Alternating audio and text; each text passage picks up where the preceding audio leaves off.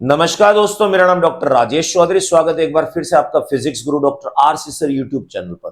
दोस्तों, आज हम आपके लिए class 11 mechanics laws of motion के NCERT based important MCQ question लेकर आए हैं। अगर आप किसी भी कंपटीशन एग्जाम की तैयारी कर रहे हैं जिसमें UPSC, RPSC, NEET, IIT mains और एडवांस और साथ में 11 12, तो दोस्तों आज का लेक्चर वीडियो आपके लिए इक्वली इंपॉर्टेंट है। और हाँ दोस्तों, अगर आपने हमारा यूट्यूब चैनल सब्सक्राइब नहीं किया है तो इसे आज ही सब्सक्राइब करें, लाइक करें, शेयर करें। और हाँ दोस्तों, नोटिफिकेशन बेल जरूर प्रेस करें ताकि इससे जुड़ा हुआ नेक्स्ट वीडियो जब हम अपलोड करें उसका नोटिफिकेशन आपको मिल जाए। तो दोस्तों स्टार्ट करते हैं आज का लेक्चर वीडियो। क्वेश्चन नंबर 16 देखिए दोस्तों। क्वेश्चन में दे रखा है, एक व्यक्ति एक एलिवेटर पर खड़ा है, किस स्थिति में उसे अपना भार जो है वजन वास्तविक भार से कम लगेगा।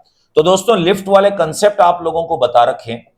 इसमें तीन कंडीशंस होती हैं। पहली कंडीशन में अगर मान लो लिफ्ट ऊपर की ओर गतिमान है, दूसरी कंडीशन में हम मान लेते हैं लिफ्ट नीचे की ओर गतिमान है, और तीसरी कंडीशन में मान लेते हैं कि लिफ्ट जो है वो स्थिर है, स्वतंत्रता पूर्वक गिरने की बात नहीं कर रहा, रेस्ट में है। तो देखिए, जब लिफ्ट ऊपर की ओर जा रही है, इसका एक त्वरण जो है वो ए है, तो प्रतिक्रिया बल का मतलब होता है व्यक्ति द्वारा अनुभव किया गया बल। तो R is equals to M G plus होगा हमारे पास में एम ए। और लिफ्ट अगर नीचे जा रही है एक नियत त्वरण से, तो R इज इक्वल्स टू होगा M G minus M A. अब सेम कंडीशन में अगर लिफ्ट स्थिर है तो उस समय ए की वैल्यू 0 हो जाएगी। व्यक्ति द्वारा अनुभव किया गया जो भार है वो अपने वास्तविक भार के समान होगा। अब मैंने एक ही क्वेश्चन में तीनों फंडे बता दिए। क्या चीज पूछ रहा, देखिए पहली बात हमारे पास में एम ए जो है ये हमारे पास में है अतिरिक्त बल, एक्स्ट्रा फोर्स जो है अतिरिक्त बल है। अब आप खुद देखिएगा, पहली वाली कंडीशन में अतिरिक्त बल जुड़ रहा है, तो अतिरिक्त बल जुड़ेगा, इसका मतलब प्रतिक्रिया बल बढ़ जाएगा। दूसरे वाले में जो अतिरिक्त बल है ये माइनस हो रहा है, इसका मतलब प्रतिक्रिया बल कम हो जाएगा। अब तीसरे वाले में वो अतिरिक्त बल है ही नहीं, इसका मतलब जितना इसका भार है वो अपने वास्तविक भार के समान ही अनुभव करेगा। अब हमसे तो सवाल में पूछ रहा है कि अपने भार से कम भार अनुभव करेगा। अपने भार से कम भार जो है वो देखिए, जब लिफ्ट नीचे की ओर गतिमान होगी उस समय व्यक्ति द्वारा अनुभव किया गया प्रतिक्रिया बल कम होगा। अब चार ऑप्शन आपके सामने दे रखे। पहला कह रहा है कि जब लिफ्ट ऊपर की ओर गतिमान होगी, बच्चा कहेगा नहीं। जब लिफ्ट नीचे की ओर गतिमान होगी, मान सकते हैं इसमें।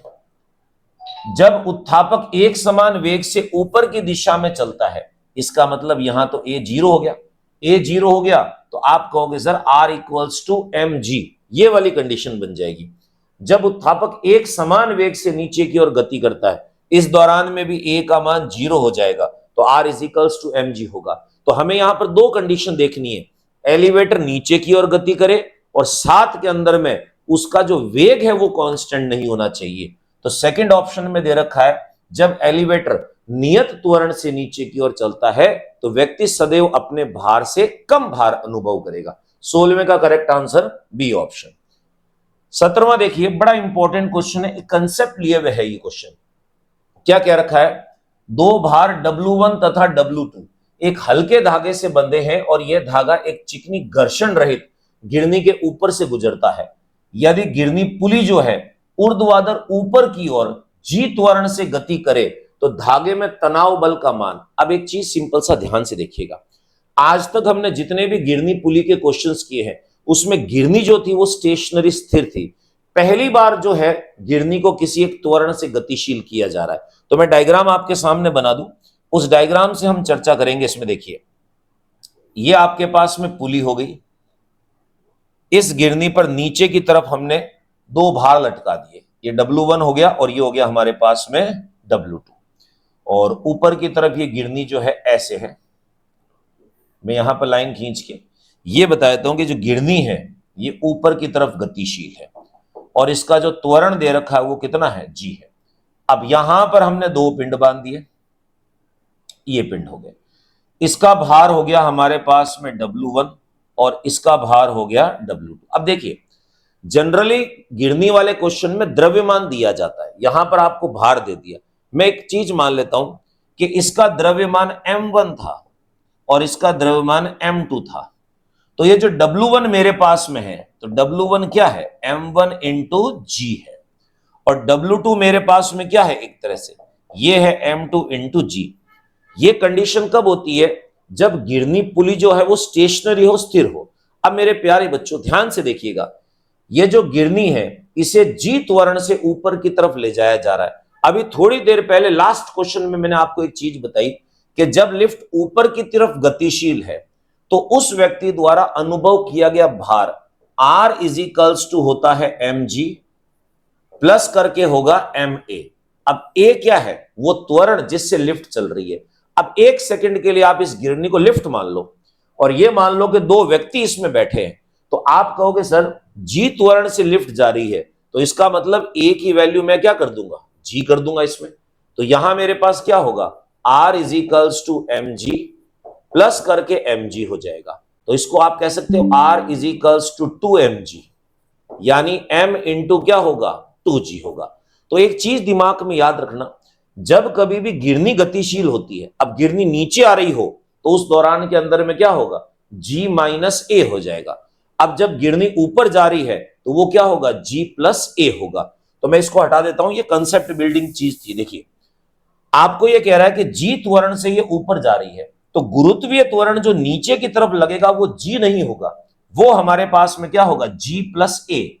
अब जी प्लस ए में देखिए यहां पर ए की वैल्यू जी के बराबर है, तो नीचे की ओर गुरुत्वीय त्वरण 2g होगा, इसमें भी नीचे की ओर गुरुत्वीय त्वरण कितना होगा, 2g होगा हमारे पास। क्यों, क्योंकि नीचे की तरफ g प्लस ए हमारे पास में, क्यों, ये गिरनी ऊपर जा रही है, तो इस दौरान में a की वैल्यू भी g है, तो ये 2g हो गया हमारे पास। अब हम यूज करेंगे, देखिए आप कहोगे सर इसमें और इसमें तनाव बल हमने T मान लिया। अब ये चीज देखते हैं W1 बड़ा है कि W2, क्वेश्चन में कहीं नहीं दे रखा कौन बड़ा, तो मैं कंसीडर कर लेता हूं कि मान लिया W2 बड़ा है, तो ये पिंड नीचे जा रहा है और ये कहां की ओर जाएगा, ऊपर की तरफ। तो न्यूटन की गति का जो सेकंड नियम है उसको बेस बनाएंगे, गति की दिशा में बल माइनस विपरीत दिशा में बल बराबर ma। तो सबसे पहले मैं यूज करता हूं m1 द्रव्यमान के लिए,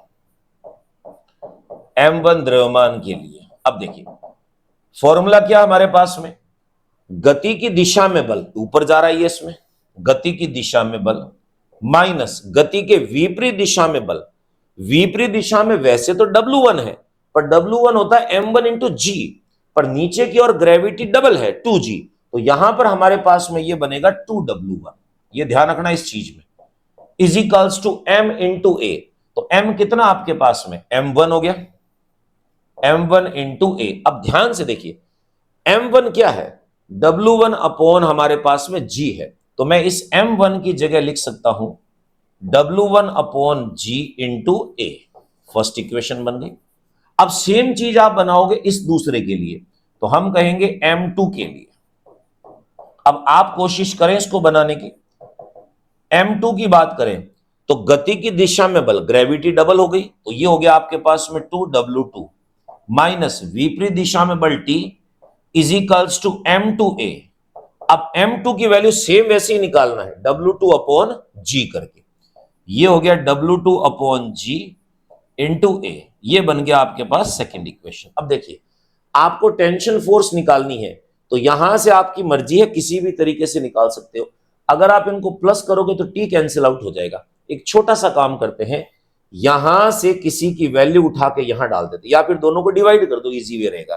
तो हम कहेंगे first equation divided by second equation. आप अपना डिफरेंट तरीका लगा सकते हो, T minus 2W1 is equals to, ये बन जाएगा W1G into A divided by, ये बन गया आपके पास में 2W2 minus T equals to में चला जाएगा हमारे पास में W2 अपॉन जी इंटू ए से ए कट गया, जी से जी कट गया, इक्वल्स टू में बना हमारे पास में W1 अपॉन W2।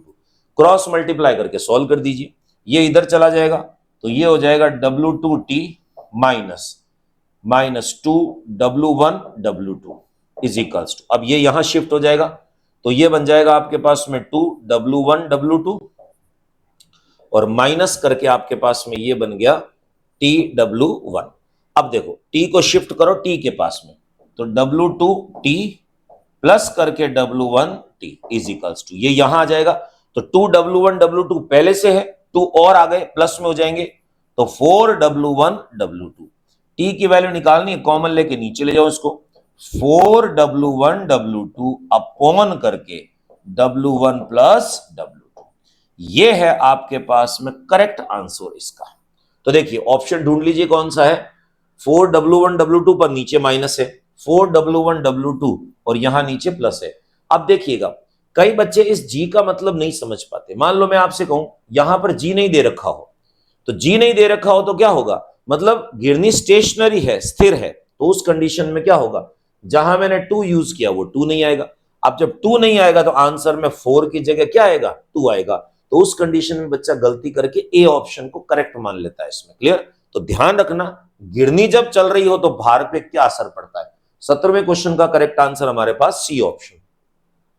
नेक्स्ट देखिए 18वें में दे रखा है कि 20 केजी द्रव्यमान की वस्तु पर 10 न्यूटन का एक बल 10 सेकंड के लिए लगाया जाता है, इसके संवेग में परिवर्तन कितना होगा। अब आप खुद देखिए, एम दे रखा आपको इसमें एफ दे रखा है, आपको टी दे रखा है, और सवाल पूछा उसके संवेग में परिवर्तन कितना होगा। तो सिंपल सी एक चीज देखिए, मैं आपसे एक चीज कहूं, न्यूटन की गति के सेकंड नियम की मैं बात करता हूं, तो F इज इक्वल्स टू होता है हमारे पास में dP अपॉन dt। आरोपित बल जो आपके पास दे रखा है वो दे रखा 10, dP संवेग में परिवर्तन, और कितने समय के लिए लग रहा है, ये लग रहा 10 सेकंड के लिए, तो dP इज इक्वल्स टू हो जाएगा 10 इंटू 10, इट विल बी 100। और संवेग जो होता है उसका मात्रक हमारे पास में होगा kg मीटर पर सेकेंड। तो आपका आंसर आया 100। तो ढूंढ लीजिए कौन सा है, सेकंड ऑप्शन। 18वें क्वेश्चन का बी जो है वो इसका करेक्ट आंसर है। नेक्स्ट 1000 किलोग्राम द्रव्यमान के रॉकेट को ऊर्ध्वाधर ऊपर की ओर प्रक्षेपित किया जाता है। रॉकेट के सापेक्ष गैस जो है 100 मीटर पर सेकंड के वेग से ऊर्ध्वाधर नीचे की ओर निष्कासित होती है। ईंधन के दहन की न्यूनतम दर बताइए।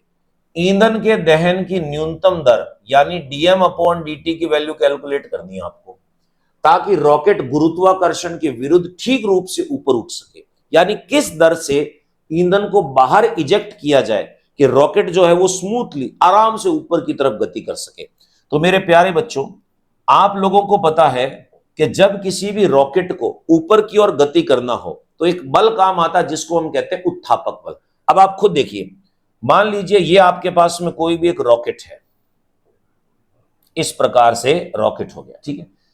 हमें पता है कि नीचे की तरफ ये ईंधन को ऐसे इजेक्ट करेगा नीचे की तरफ इसमें, ठीक है, जिससे ऊपर की तरफ एक इसको धक्का महसूस होगा जिसको उत्थापक बल कहते हैं। ये होता है F is equals to V dm upon dt। अब देखिए कितना उत्थापक बल चाहिए, तो आप कहोगे सर जितना उसका भार है न्यूनतम उतना उत्थापक बल चाहिए। तो आप कहोगे इस रॉकेट का वजन कितना है, F इज इक्वल्स टू हो जाएगा हमारे पास में mg। देखिए रॉकेट का जितना वजन है उतना उसको उत्थापक बल चाहिए ताकि ये ऊपर की तरफ गति कर सके। तो मैं ये कह सकता हूं इसमें V dm अपॉन dt आवश्यक उत्थापक बल उसके भार के समान होगा। अब V की वैल्यू आपको कितनी दे रखी है, ये देखिए 100 मीटर पर सेकेंड। dm अपॉन dt की वैल्यू निकालनी है आपको। m जो आपके पास में है वो दे रखा है इसमें 1000 केजी, मल्टीप्लाई करके g का मान है 10, डबल जीरो एक इससे काट दी और एक इससे काट दी, तो dm अपॉन dt जो है मेरे प्यारे बच्चों वो 100 केजी पर सेकंड की दर से, ईंधन जो है हर एक सेकंड में 100 केजी ईंधन अगर बाहर निकलेगा दहन होके, तब जाके इसको उतना उत्थापक बल मिलेगा जिससे ये रॉकेट ऊपर की तरफ गति कर सके। अब 100 कौन सा, देखिए सेकंड ऑप्शन। 19वें का करेक्ट आंसर हमारे पास बी ऑप्शन है। आपको करना कुछ नहीं है, हर क्वेश्चन में कंसेप्ट पकड़ना है इसमें।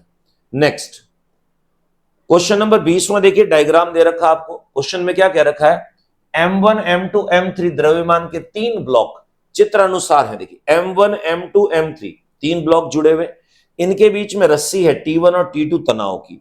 और 40 न्यूटन बल से इसको खींचा जा रहा है, इन्हें 40 न्यूटन बल से खींचा जाता है। M1 की वैल्यू दे रखी है इसने, मैं लिख देता हूं यहां पर, ये आपके पास है 10 kg। M2 की वैल्यू आपको दे रखी है 6 kg और M3 की वैल्यू दे रखी है आपको 4 kg।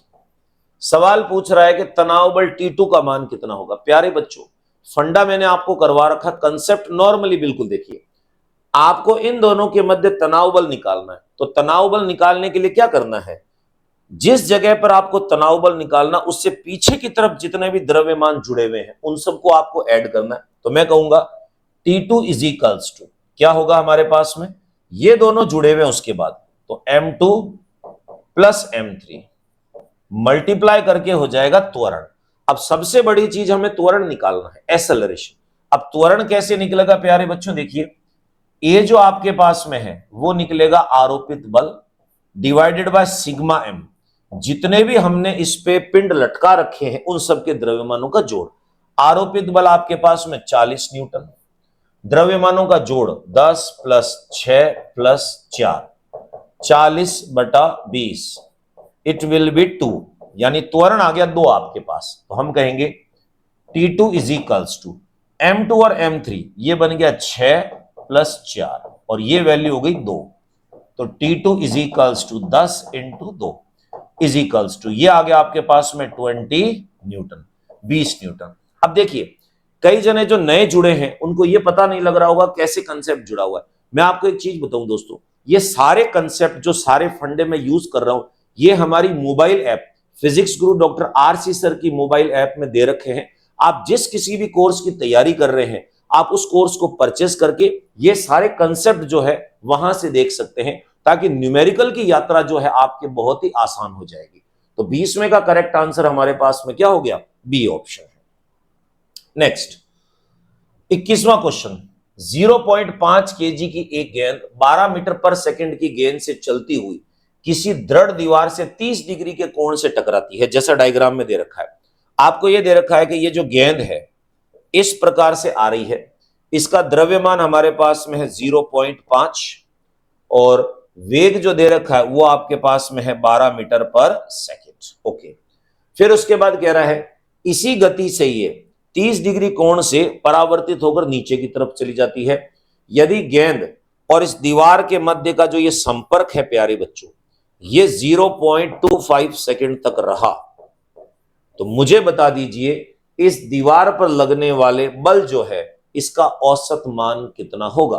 फोर्स निकालनी है। तो एक सिंपल सी चीज देखते हैं, देखिए, इस डायग्राम को मैं रिसाइकल करके आपके सामने वापस बना रहा हूं, थोड़ा सा ध्यान से देखिएगा। ये गेंद इस प्रकार से टकराकर ऐसे निकल गई, ठीक है। ये हमारे पास में गेंद जिसका द्रव्यमान दे रखा है m मान लिया, वेग जो है मैंने v मान लिया, ये एंगल मेरे पास में थीटा, न्यूमेरिक वैल्यू नहीं डाल रहा इसमें। अब ये इस दिशा में आ रही है तो संवेग जो है वो इसी दिशा में होगा इसका। अब संवेग इस दिशा में होगा तो प्यारे बच्चों इस संवेग के बनेंगे घटक हमारे पास में, क्या बनेंगे, घटक बनेंगे। तो आप कहोगे सर एक घटक बनेगा इस दिशा में जिसको आप कहोगे P cos थीटा, और एक घटक जो है वो बनेगा इस दिशा में अंदर की तरफ, इसको हम कहेंगे P sin थीटा, यहां लिख देता हूं मैं, ठीक है। सेम चीज, जब ये गेंद टकरा के चली गई बाहर की तरफ, तो देखो ये गेंद जो है ये टकरा के चली गई बाहर की तरफ, द्रव्यमान m था, वेग सेम v था, संवेग p था, यहां पर एंगल बनाया इसने कितना, थीटा। तो एक घटक बना इस दिशा में जिसको हम कहेंगे P cos थीटा, और एक घटक बनेगा इस दिशा में जो पिछली बार था उसका उल्टा, ये बन जाएगा आपके पास में P sin थीटा। अब मुझे एक बात बताइए, संवेग में परिवर्तन किस दिशा में हो रहा है? वाई अक्ष में तो संवेग में चेंज ही नहीं हो रहा, क्योंकि पहले भी इसी डायरेक्शन में था, अभी भी इसी डायरेक्शन में। एक्स को देखिए, पहले संवेग की दिशा ये थी, बाद में संवेग की दिशा ये हो गई। तो अब आप मुझे बताइए संवेग में परिवर्तन कितना हुआ, P2 माइनस P1।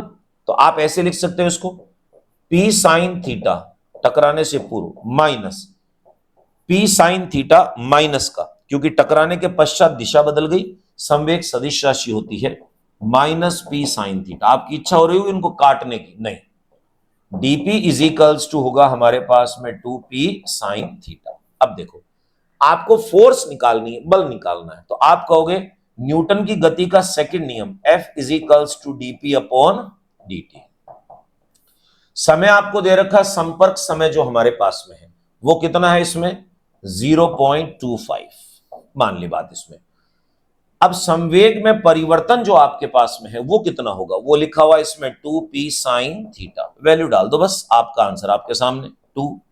संवेग होता है m इंटू वी, तो 0.5 मल्टीप्लाई 12 और साइन थीटा, तो ये हो गया हमारे पास में साइन 30 डिग्री। वैल्यूज ध्यान से डालना इसमें 0.25। अब देखिए F इज इक्वल्स टू, ये बना आपके पास में 2 मल्टीप्लाई 12 पंजे 60 तो 6 हो गया, साइन 30 1/2 अपॉन 0.25। मेरे प्यारे बच्चों 2 से 2 कट गया, अब ये पॉइंट हटा दो तो 100 आ जाएगा ऊपर, इसको इससे काट दो 4 होगा, 6 चौक हो गया 24 न्यूटन। यानी दीवार पर इस गेंद द्वारा जो बल लगा है वो औसत बल हमारे पास में 24 न्यूटन है। 21 क्वेश्चन का करेक्ट आंसर आपके पास में है बी ऑप्शन। देखिए यहां आपको थीटा पहचानना है, संवेग में परिवर्तन, कई बच्चा डायरेक्टली एम भी लिख देता, नहीं, यहां एंगुलर फॉर्म में दे रखा है, तो कौन सा थीटा का घटक संवेग में परिवर्तन ला रहा है वो आपको देखना जरूरी है। नेक्स्ट क्वेश्चन, अगला क्वेश्चन बड़ा कंसेप्चुअल क्वेश्चन है, ध्यान से देखिएगा।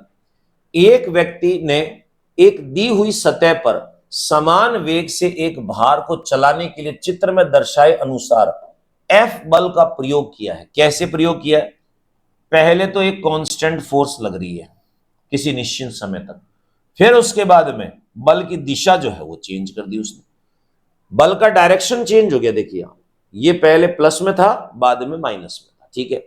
अब आपको बताना है कि सही सतह के रेखा चित्र को पहचानिए, इन चारों में से कौन सा होगा उस एल लंबाई के लिए जो हमने बल लगाया। अब देखिए बल कांस्टेंट था परंतु दिशा चेंज हो रही है, तो उसके कारण उस पिंड का वेग में क्या परिवर्तन होना चाहिए।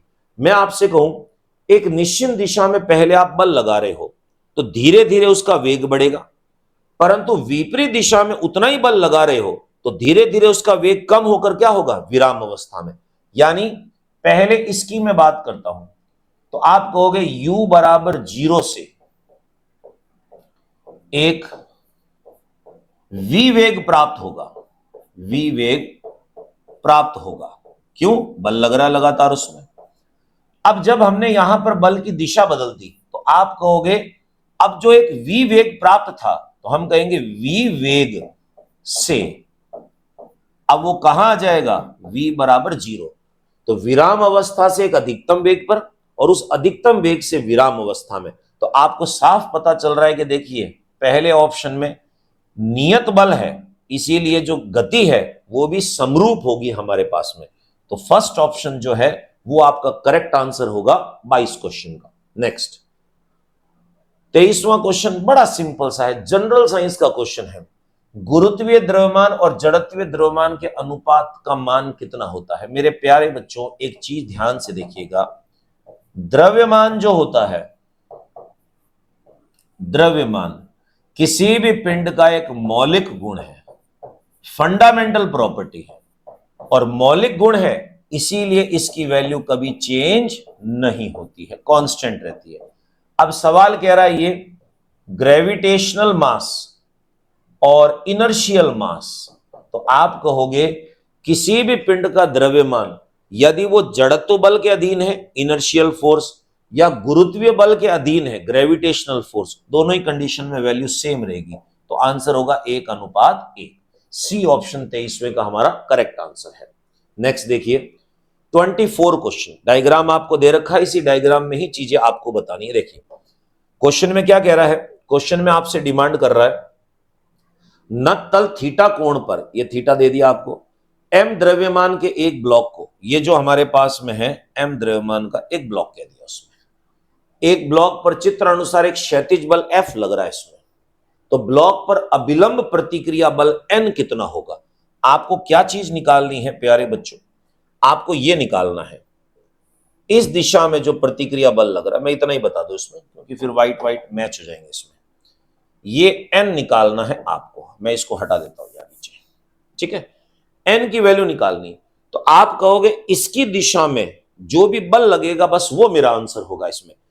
ये n ऊपर की तरफ लग रहा है तो आप कहोगे सर एक इसके विपरीत दिशा में बल पकड़ लो आप, बस जो इसके विपरीत दिशा में बल होगा वो हमारा आंसर निकलेगा। तो आप खुद देखिए इस ब्लॉक का द्रव्यमान कितना दे रखा है, m दे रखा है। तो हम कहते हैं इस पर नीचे की तरफ एक बल लगेगा जिसे आप कहोगे m इंटू जी। ये थीटा हो गया हमारे पास में, तो इसका एक घटक बन जाएगा इसमें M G cos theta. Already बता चुका हूं आपको मैं। एक घटक बनेगा इस दिशा में जिसको हम कहेंगे एम जी साइन थीटा। तो देखो प्रतिक्रिया बल के विपरीत एक घटक तो आ गया। अब यहां एक एडिशनल फोर्स और लगा रखिए, तो देखिए ये थीटा है तो ये भी थीटा होंगे, दोनों हमारे पास संगत कोण कॉरेस्पॉन्डिंग एंगल्स। अब इस बल के दो घटक बनाने हैं। एक घटक जो आपके पास है वो तो बनेगा इसी दिशा में और एक घटक बन जाएगा लंबवत दिशा में ऐसे। तो F का एक घटक बना इस दिशा में, तो इसको तो आपने कह दिया F cos थीटा, और इस दिशा में जो बना वो हमारे पास में है F sin थीटा। अब जरा ध्यान से देखिएगा, इस पिंड पर जो बल लग रहे हैं वो दो बल लग रहे हैं, एक ऊपर की तरफ प्रतिक्रिया बल, नीचे की तरफ ये दोनों बल, और एक ही दिशा में। तो हम कहेंगे N जो है वो किसके बराबर हो जाएगा, एक तो हो गया आपके पास में M G cos theta plus करके दूसरा आपके पास में है एफ साइन थीटा। तो इस एम ब्लॉक के पिंड पर जो रिएक्शन फोर्स लग रही है प्रतिक्रिया बल, उसका मान हमारे पास ये है। अब ढूंढ लीजिए कौन सा है। एम जी कॉस थीटा गलत है, ये एम जी साइन थीटा गलत है, एम जी कॉस थीटा पर माइनस है, M G cos theta plus F sine theta. 24वें क्वेश्चन का डी जो है वो हमारा करेक्ट आंसर हुआ इसमें। 25वां क्वेश्चन, 40 मीटर प्रति सेकंड की चाल से आ रही 150 ग्राम टेनिस की गेंद पर बैट द्वारा 60 मीटर पर सेकंड की चाल से वापस एक वेग लगा दिया जाता है, बल लगा दिया जाता है। गेंद पर औसत बल F का परिमाण क्या होगा जब ये 5 मीटर मिली सेकंड के लिए उसके संपर्क में आई। तो देख दोस्तों क्वेश्चन कैसा है, क्वेश्चन में आपको यह दे रखा है कि मान लिया एक मेरे पास में ऐसे बैट था, बैट बांध लिया इसको, ठीक है ना, ये बैट था। अब एक गेंद जो है वो ऐसे आ रही, एंगल दे नहीं रखा आपको, ये गेंद ऐसे आ रही है। गेंद जो है उसका द्रव्यमान है 150 ग्राम, इस दिशा में आई ऐसे, यहां टकरा गई। ये V1 जो आपके पास है वो दे रखा है इसमें 40 मीटर पर सेकेंड, मान ली बात इसमें। अब उसके बाद कह रहा है टकराने के बाद में ये गेंद जो है एक विपरीत दिशा में ऐसे चली जाएगी, द्रव्यमान तो सेम रहेगा, वेग चेंज होगा हमारे पास में 60 मीटर पर सेकेंड। इनके बीच में जो संपर्क था वो 5 मिली सेकेंड है, 10 की घात -3 सेकेंड तक। आपको बताना कितना बल लगेगा। सेम क्वेश्चन अभी हमने एक दीवार वाला किया था, बस उसमें एंगल दे रखा था, इसमें एंगल नहीं है। तो देखिए न्यूटन की गति का सेकंड नियम F इजिकल्स टू, ये हमारे पास में होता है dp अपॉन dt। समय आपको दे रखा है इसमें 5 मिली सेकेंड इंटू 10 की घात -3। संवेग में परिवर्तन P2 माइनस P1 हो गया हमारे पास में। अब मैं इसको ऐसे लिख सकता हूं, m कॉमन आ गया, V2 minus V1 whole divided by हो गया 5 इंटू 10 की घात -3। अब वैल्यू डाल दो आप इसमें, F इजिकल्स टू m कितना है आपके पास 150 ग्राम, तो 150 इंटू 10 की घात -3 केजी में कन्वर्ट करना पड़ेगा। V2 माइनस V1, अगर मैं V2 को प्लस मानता हूं तो V1 माइनस हो जाएगा मेरे पास में, तो क्या बनेगा, मैं ऐसे लिख सकता हूं 60 माइनस -40, दिशा विपरीत है, अपॉन करके 5 इंटू 10 की घात -3, -3 से -30 कट गया, ये कट गया आपके पास में 30। तो F इजिकल्स टू 30 इंटू ये आ जाएगा आपके पास में 100, तो 3 के आगे 3 जीरो लग जाएंगे, न्यूटन। 30,000 न्यूटन का बल जो है उस बैट द्वारा उस पे लगाया गया या गेंद द्वारा बैट पे लगाया, क्योंकि क्रिया प्रतिक्रिया बल क्या होते हैं, सेम होंगे। 25वें का करेक्ट आंसर हमारे पास बी ऑप्शन। क्वेश्चन नंबर 26, बहुत बहुत बहुत इंपॉर्टेंट क्वेश्चन है। अब ध्यान से देखिएगा इस क्वेश्चन में है क्या चीज। ये क्या रखा है, दी गई एक वस्तु 45 डिग्री पर झुके हुए एक आदर्श चिकने तल पर एक की अपेक्षाकृत 45 डिग्री पर झुके हुए खुरदरे तल पर फिसलने में n गुना समय लेती है। एक ही वस्तु को हमने क्या किया है, 2 बार आनत तल पे गति करवाई है। पहली बार मान लो ये रहा हमारे पास, फिर हमने दूसरी बार वापस किसी आनत तल पे गति कराई। बस फर्क क्या है, पहला वाला जो था हमारे पास में वो जो है चिकना था, इसमें इसका मतलब म्यू की वैल्यू जो है उसको हमने नगण्य मान रखी, ठीक है, ऊपर से नीचे आई गेंद इसमें। दूसरा वाला जो हमारे पास में था ये एक घर्षण युक्त था, तो यहां पर म्यू की वैल्यू एक्टिवेट, ठीक है। आपसे कह रहा है बस इस वाले में मैं यहां लिख देता हूं घर्षण युक्त है, ये घर्षण युक्त म्यू लगेगा, और ये हमारे पास में जो है वो है घर्षण मुक्त। इसको नीचे आने में समय लगा टी, इसको नीचे आने में समय लगा टी डैश। आपको क्या दे रखा है, घर्षण वाले में जो नीचे आने में समय लगा वो n गुना है इसके, तो आपको यह दे रखा है इसमें T dash is equals to n into T होगा, ठीक है। झुके तल व दी गई वस्तु के मध्य गतिक घर्षण गुणांक का मान बताइए। तो आपको पता है स्टार्टिंग में ये दोनों रेस्ट में थे, u बराबर 0, u बराबर 0। न्यूटन की गति की सेकंड इक्वेशन, नीचे आने में कितना समय लगा, फॉर्मूला आपको पता है s equals to U T plus half A T square.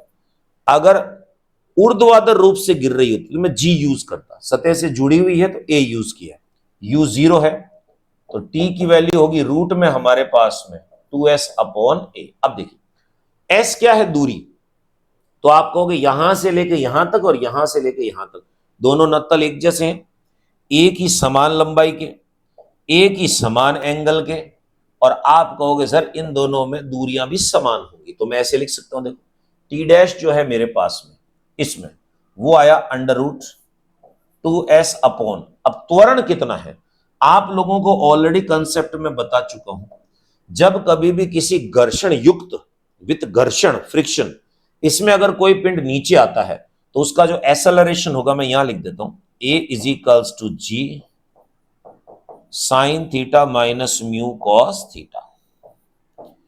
और अगर घर्षण नहीं है उसमें तो म्यू 0 रख दो इसमें, तो आपके पास में अपने आप ही a की वैल्यू कितनी आ जाएगी, जी साइन थीटा आ जाएगी इसमें। क्लियर, 45 डिग्री दे रखा है एंगल इसमें। तो पहला है टी डैश, तो ये आ जाएगा जी, और ये हो जाएगा आपके पास में sign theta minus mu cos theta, ये बन गया इसमें इक्वल्स टू n इंटू दूसरे वाले का समय हमारे पास में 2s अपॉन a जो है उसका वो कितना है, g साइन थीटा। अब देखो सबसे पहले स्क्वायर कर दो ताकि रूट हट जाए, इसमें स्क्वायर करोगे तो क्या बन जाएगा 2s upon g sine theta minus mu cos theta is equals to n square बन गया हमारे पास में, और ये बन जाएगा 2s अपॉन जी साइन थीटा। अब जो कॉमन आगे कट रहा है उसको काट दो, 2s से 2s कट गया, g से आपके पास g कट गया, साइन थीटा कट नहीं सकता क्योंकि यहां पर माइनस में लगा हुआ है।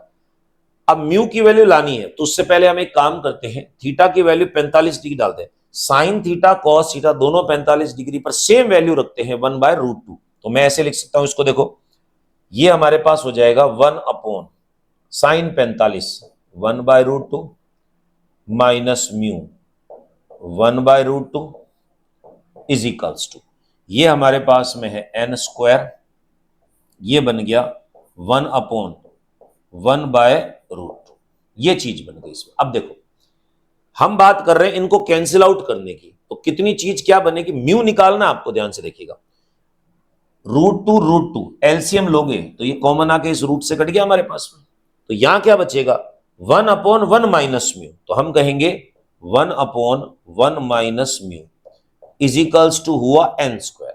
अब रीशफल करके म्यू निकालना है, तो एक सिंपल सा काम है, इसको उठा के यहां शिफ्ट करें तो क्या बन जाएगा आपके पास में, वैल्यू हम निकालेंगे म्यू की, तो देखिए ये बन गया आपके पास में 1 minus mu is equals to, इसको नीचे शिफ्ट करो 1 अपॉन n स्क्वायर हो गया, इसको यहां लिया, इसको यहां लिया, तो mu is equals to 1 minus 1 upon N square. ये आपके पास में इसका आंसर होगा। 1 माइनस 1 अपॉन एन स्क्वायर कौन सा, देखिए पहला ऑप्शन आपको यहां दे रखा है इसमें। बस इतना सा ध्यान रखना है, जिस सतह पर घर्षण नहीं लग रहा है उसमें ए की वैल्यू है जी साइन थीटा, जिसमें घर्षण लग रहा है उसका लंबा चौड़ा फॉर्मूला मैं बता चुका हूं, G sine theta minus mu cos theta. Value put करनी है, सॉल्व करके डायरेक्ट आंसर निकालनी है। तो इसका सही आंसर हमारे पास ए ऑप्शन। नेक्स्ट देखिए, डायग्राम दे रखा है, डायग्राम पे बेस जानकारी। दो लकड़ी के टुकड़े M1 इतना M2 इतना को एक द्रव्यमान रहित रस्सी से एक गिरनी के ऊपर से होते हुए चित्रानुसार बांधा गया है। ठीक है, ये देखिए यहां पर अटैचमेंट दिखा रहा है, M2 नीचे है, M1 यहां है और उसके ऊपर एक छोटा सा M द्रव्यमान रखा हुआ है।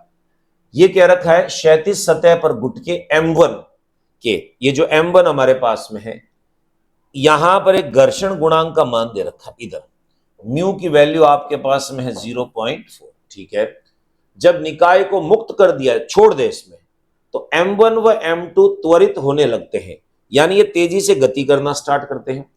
M1 द्रव्यमान के ऊपर कितना एक्स्ट्रा द्रव्यमान छोटा m रख दिया जावे कि संयुक्त M1 प्लस M एक समान चाल से गति करे। एक समान चाल से गति करे इसका मतलब ए कितना हो जाए, 0, फटाफट से नीचे नहीं आए, समान रफ्तार से चलता जाए। तो पहले आप एक चीज देखिए, M2 जो है इसको नीचे की ओर किस बल से खींच रहा है, तो आप कहोगे M2 जो इसको नीचे की ओर खींच रहा है उतना ही तनाव होगा इस डोरी में।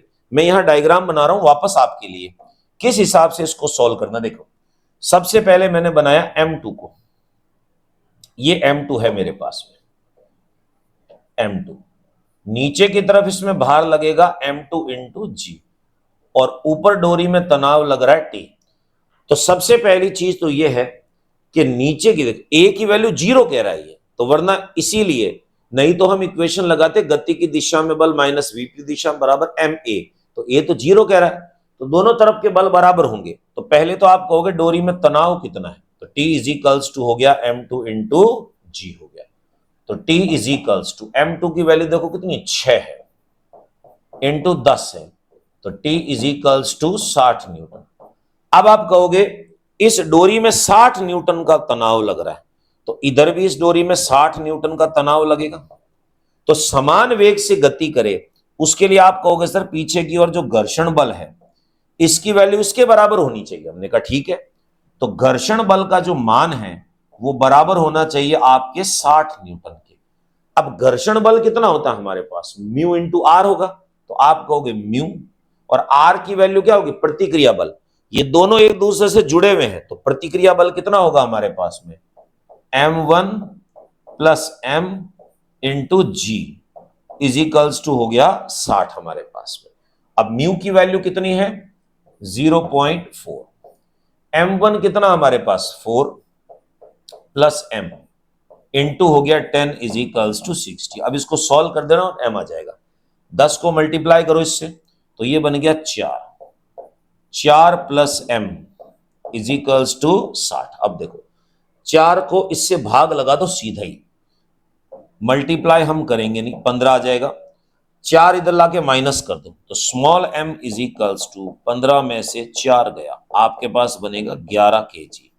तो दोस्तों आप ये कह सकते हो इस छोटे टुकड़े का जो द्रव्यमान है वो 11 kg होना चाहिए, तब ये पूरा निकाय जो है एक समान वेग से गति करेगा। मैं वापस बोल रहा हूं, एक समान वेग से गति करेगा। क्यों, ए की वैल्यू हमें कितनी चाहिए, 0 चाहिए इसमें।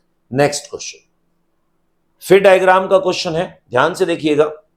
3 द्रव्यमान M1 M2 और M3 एक घर्षण रहित, सबसे पहली चीज आराम यह है कि म्यू की वैल्यू इसने 0 दे दी, घर्षण रहित है हमारे पास में, मेज पर स्थित है, द्रव्यमान चित्रानुसार द्रव्यमानहीन डोरी से जुड़ा हुआ है, जो रस्सी लटकी हुई है उसका मास नहीं है। M3 को चित्रानुसार नियत बल F से हम खींच रहे हैं, तो द्रव्यमान M2 व M2 और M3 इनके मध्य डोरी में तनाव बल का मान बताइए। ट्रिक से यूज करना है आपको, इतना चाहिए, तनाव बल जो हमारे पास में है कैसे निकालेंगे, जिनके बीच में तनाव बल है वहां से लेकर उसके पीछे पीछे के जितने भी पिंड है उनके द्रव्यमान जोड़ दो, तो ये हो जाएगा हमारे पास में m1 प्लस m2 इंटू हो गया a। अब a क्या है? त्वरण है। अब त्वरण कैसे निकलेगा? सेम चीज, आरोपित बल डिवाइडेड बाय सिग्मा m। तो हम कहेंगे F अपॉन नीचे हो जाएगा m1 plus m2 plus m3। बस वैल्यू डाल दो, आपका आंसर आपके सामने। तो T इज इक्वल्स टू कितना बनेगा? ये होगा m1 प्लस m2 अपॉन करके m1 plus m2 plus m3 into करके हो गया हमारे पास में f।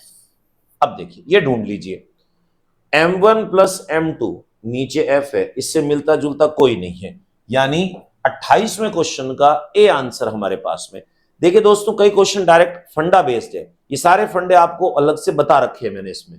नेक्स्ट क्वेश्चन में क्या कह रहा है?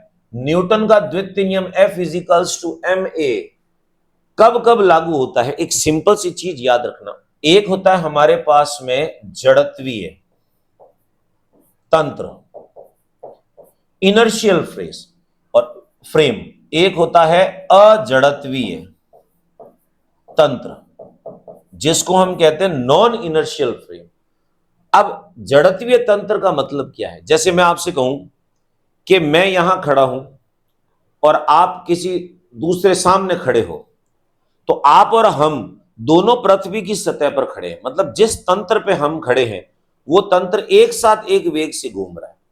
अब अजड़त्वीय का मतलब क्या होता है कि मैं तो खड़ा हूं जमीन पे और आप किसी बस में सफर कर रहे हो, तो कहने का मतलब है कि मेरे द्वारा आपको और आपके द्वारा मेरे द्वारा जब देखा जाता है तो उसको हम कहते हैं एक अजड़त्वीय तंत्र, यानी ए की वैल्यू वहां एक्टिवेट हो। तो आप कहोगे अजड़त्वीय तंत्र का मतलब क्या है? कि जैसे यहां पर कोई एक तंत्र है एक्स और वाई का, जेड भी ले लूं मैं इसमें, यहां पर कोई एक व्यक्ति खड़ा है, यहां पर एक दूसरा व्यक्ति खड़ा है, ये हमारे पास में जो है ये स्थिर है रेस्ट में, पर ये जो है वो किसी एक त्वरण से गति कर रहा है, तो इसके सापेक्ष ये जो है ये हमारे पास अजड़त्वीय कहलाएगा। अब मान लो मैं आपसे कहूं कि ये एक तंत्र है मेरे पास में एक्स वाई जेड, यहां पर एक लड़का खड़ा है और यहां एक दूसरा लड़का खड़ा है, ये चल रहा है, तो आप कहोगे सर ये दोनों एक ही तंत्र का हिस्सा है, एक ही फ्रेम का हिस्सा है, तो ये कहलाएगा हमारे पास में जड़त्वीय तंत्र। आपको दिमाग में क्लियर रखना है कि न्यूटन की गति का जो सेकंड नियम है, जो F इजिकल्स टू ma देता है, ये इनर्शियल फ्रेम जो है उसी के लिए वैलिड है, जड़त्वीय तंत्र के लिए वैलिड है। आप पृथ्वी पर खड़े होकर चंद्रमा पे चलते हुए किसी आदमी को देखोगे तो ये फॉर्मूला वहां पर वैलिड नहीं होगा। ऑप्शन ढूंढ ले इसमें, will be relative to some observer, किसी प्रेक्षक के सापेक्ष होगा, किसी जड़त्वीय प्रेक्षक के सापेक्ष होगा, ठीक है। आगे केवल स्थिर प्रेक्षक के सापेक्ष होगा, नहीं स्थिर होगा तो A0 हो जाएगा। केवल एक समान चाल से गतिशील प्रेक्षक के सापेक्ष होगा, एक समान चाल से चलेगा त्वरण 0 हो जाएगा। तो केवल और केवल इनर्शियल ऑब्जर्वर जो होंगे, जड़त्वीय प्रेक्षक जो होंगे, उनके लिए लागू होगा। 29 का करेक्ट आंसर बी ऑप्शन। 30वां क्वेश्चन देखिए, इंपॉर्टेंट है, फैक्चुअल क्वेश्चन है। एक 90 केजी द्रव्यमान का व्यक्ति एक एलिवेटर पर खड़ा है, यदि उत्थापक की केबल अचानक टूट जाए तो वह नीचे गिरने लगे तो व्यक्ति का आभासी भार क्या होगा? प्यारे बच्चों, स्वतंत्रता पूर्वक गिरते हुए मैं बात करता हूं, इसमें स्वतंत्रता पूर्वक की बात करें तो उस समय R is equals to m g minus a, और स्वतंत्रता पूर्वक जब लिफ्ट गिर रही है, एलिवेटर गिर रहा है, तो a जो है वो g में कन्वर्ट हो जाएगा, तो R इज इक्वल्स टू होगा m g minus g, cancel out हो गया, इक्वल्स टू हो गया 0, यानी आदमी जो है वो भारहीनता अनुभव करेगा, वेटलेस कंडीशन, यानी उसका भार जो है वो कितना हो जाएगा? 0। 30वें क्वेश्चन का करेक्ट आंसर हमारे पास में है सी ऑप्शन दोस्तों। तो दोस्तों ये थे आज के इंपॉर्टेंट क्वेश्चंस। उम्मीद करता हूं सभी क्वेश्चन आपको पसंद आए होंगे। और दोस्तों अगर आपने हमारा यूट्यूब चैनल सब्सक्राइब नहीं किया है तो इसे आज ही सब्सक्राइब करें, और साथ में दोस्तों गूगल प्ले स्टोर से हमारा physics guru doctor RC sir का मोबाइल ऐप आप डाउनलोड कर सकते हैं।